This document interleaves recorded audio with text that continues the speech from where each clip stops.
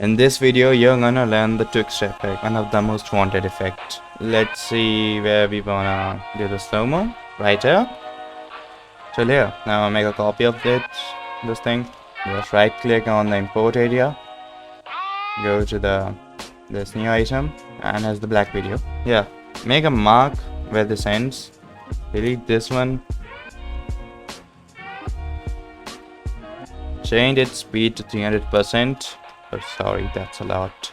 300%. And now take the black video.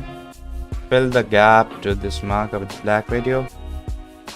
Delete the rest of it. Now nest both of these. Now you need the Twixtor effect. Twixtor. I will provide the link in the description for this plugin. It's a pretty heavy effect, by the way. And now just copy my settings.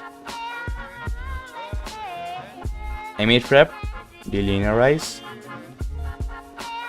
frame interrupt, motion weighted blend, warping, smart blend,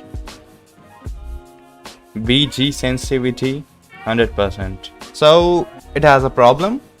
If you change the speed just like this, it may show some lag somewhere like this.